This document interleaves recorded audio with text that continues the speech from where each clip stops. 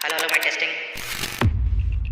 2019 Algeria में एक आदमी मर रहा था। उसके घर वाले उसको पकड़ कर रखे हुए थे क्योंकि वो जोर जोर से चिल्ला रहा था। उसके घर वाले डॉक्टर को फोन लगा रहे थे और इधर वो आदमी बस एक ही चीज की रट लगाए हुए था। एक ही बात वो बार बार बोल रहा था कि मैंने उस किताब को पढ़ लिया है, मैंने उस किताब को पढ़ लिया है। ऐसा लग रहा था जैसे उसकी आंखें हवा में तैरती किसी ऐसी चीज को देख पा रही थी जो उसके घर वाले नहीं देख पा रहे थे। उसका पूरा बदन डर से कांप रहा था और मरने से पहले उसके आखिरी शब्द ये थे कि मैंने जिनको बुलाया था अब वो वापस नहीं जा रहे।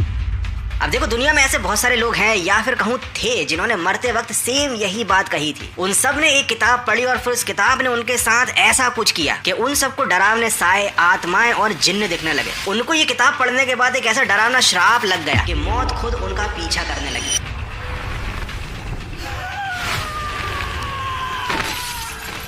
इस किताब का नाम है शम्स अल मरीफ। ये एक 800 साल पुरानी ऐसी किताब है जिसको सऊदी अरेबिया ने बैन किया हुआ है और कई सारे देशों में इसकी एक एक कॉपी को ढूंढ ढूंढ कर जलाया गया है ताकि कोई इस श्रापित किताब को पढ़ ना सके। लेकिन इस किताब का श्राप खत्म ही नहीं होता, या कह सकते हैं कि ये श्रापित किताब खत्म नहीं होती। और 2005 में एक दिन अचानक ये किताब ऑनलाइन लीक हो जाती है। लोगों ने इसकी कॉपीज डाउनलोड करी, सोचा कि इसको पढ़कर वो कुछ पावर्स हासिल कर लेंगे। इस किताब के जरिए शायद उनकी जिंदगी बदल जाएगी, लेकिन वो इस बात से अनजान थे कि इस किताब को पढ़ने वाले को सिर्फ श्राप और आत्माओं को देखने की शक्ति ही नहीं मिलती, बल्कि कुछ ऐसे जादुई मंत्र भी उस इंसान को मिल जाते हैं जिससे वो किसी और इंसान को अपने वश में कर सकता है।